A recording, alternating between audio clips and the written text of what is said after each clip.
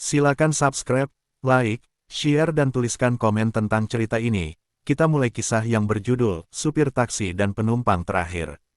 Namaku Joko, usiaku 51 tahun. Sudah 20 tahun aku bekerja sebagai supir taksi malam di kota ini. Kota yang tidak pernah benar-benar tidur, tapi juga tidak pernah benar-benar tenang. Setiap malam aku menyalakan mesin taksi tuaku, menyetel radio pelan, lalu berkeliling menjemput nasib. Bagi sebagian orang, malam adalah waktu istirahat. Tapi bagi orang-orang seperti aku, malam adalah ladang rezeki yang penuh kejutan.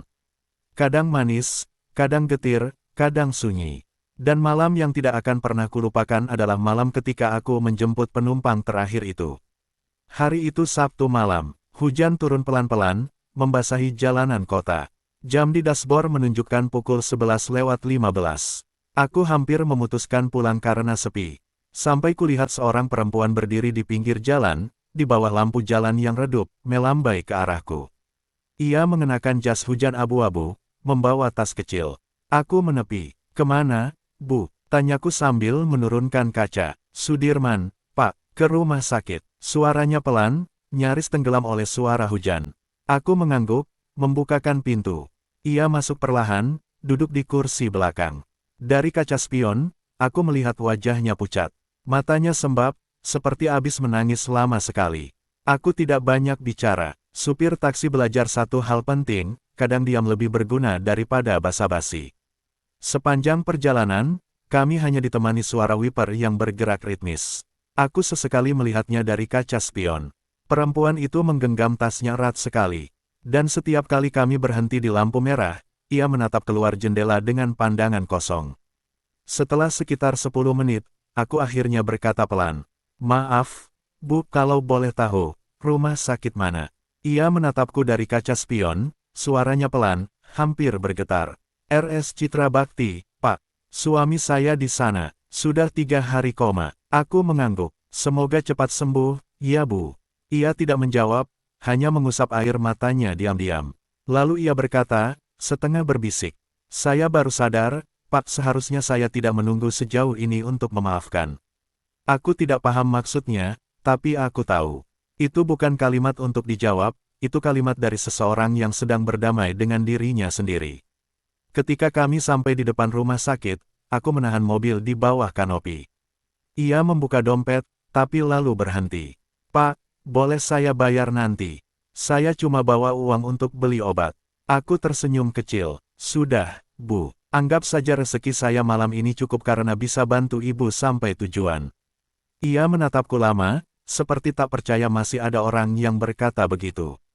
"Terima kasih, Pak." Aku mengangguk. Semoga suaminya cepat sadar. Sebelum turun, ia berkata pelan, "Kalau nanti saya balik, semoga Bapak masih di sini." Aku tidak terlalu paham maksudnya. Aku hanya tersenyum dan menjawab, "Kalau belum ngantuk, saya masih muter, Bu." Aku lanjut berkeliling sebentar, tapi malam itu rasanya aneh. Hujan makin deras, dan entah kenapa pikiranku terus memutar wajah perempuan tadi.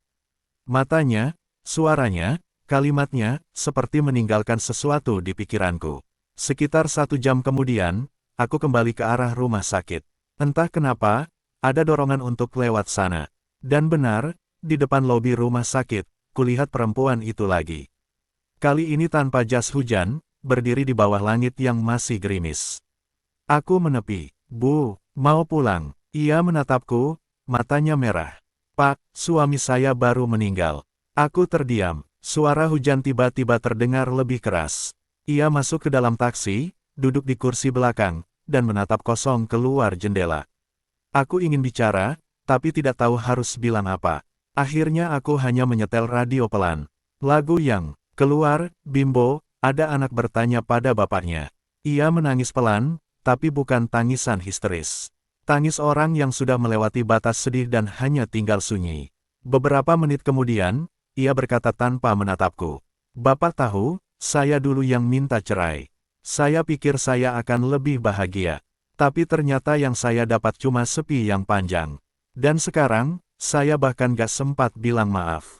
Aku menatapnya lewat spion, lalu berkata pelan, "Kadang, Bu, orang yang sudah pergi itu gak butuh maaf kita." Mereka cuma pengen kita hidup lebih baik dari sebelum mereka pergi. Ia menatapku sebentar, lalu mengangguk perlahan. Air matanya berhenti menetes. Kami melanjutkan perjalanan dalam diam. Ketika tiba di depan rumah kontrakannya, ia membuka tas kecilnya dan menyerahkan sesuatu padaku. Selembar kertas uang 20 ribuan dan sebuah cincin kecil. Buat Bapak, sebagai tanda terima kasih. Aku buru-buru menolak. Bu, tidak usah. Saya ikhlas. Tapi ia memaksakan senyum. Tolong simpan saja, Pak. Biar saya bisa tidur tenang malam ini. Aku tidak tega menolak. Aku terima cincin itu dan berkata pelan. Saya doakan, setelah malam ini ibu bisa hidup lebih ringan. Ia mengangguk, lalu turun perlahan. Sebelum menutup pintu, ia menatapku dan berkata, terima kasih, Pak. Kalau malam ini saya gak naik taksi Bapak, mungkin saya gak akan pulang ke rumah. Lalu ia berjalan masuk ke dalam rumah. Dan aku tahu, penumpang itu bukan hanya menumpang taksiku malam itu, tapi juga menumpang sedikit ketenangan yang ia cari bertahun-tahun.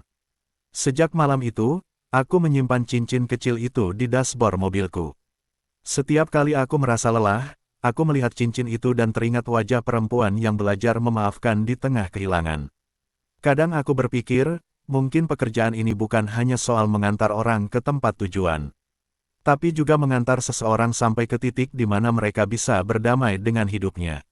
Beberapa bulan kemudian, aku lewat lagi di jalan rumah perempuan itu. Rumahnya sudah kosong. Tetangga bilang, ia pindah ke kampung halaman suaminya. Aku tersenyum kecil. Mungkin akhirnya ia benar-benar pulang, bukan hanya ke rumah, tapi juga ke hatinya sendiri. Sekarang aku masih menjadi supir taksi malam. Setiap kali ada penumpang yang terlihat gelisah, aku selalu bicara dengan lembut. Karena aku tahu, mungkin malam itu aku bukan cuma sopir bagi mereka, tapi tempat mereka menitipkan sedikit cerita hidup yang tidak bisa mereka ceritakan pada siapapun. Dan setiap kali aku menutup shift, aku selalu berkata dalam hati, terima kasih, Tuhan, sudah izinkan aku jadi bagian kecil dari perjalanan orang lain. Aku Joko, dan ini kisahku tentang penumpang terakhir, yang mengajarkanku bahwa kadang, perjalanan paling penting bukan dari titik A ke titik B, tapi dari luka menuju penerimaan. Setiap orang yang kita temui sedang membawa kisah yang tidak kita tahu. Mungkin kita hanya hadir sebentar dalam hidup mereka, tapi kalau kita cukup lembut, kehadiran kita bisa menjadi jeda yang menyembuhkan. Tidak semua perjalanan butuh tujuan besar. Kadang cukup mengantar seseorang sampai mereka bisa tenang lagi.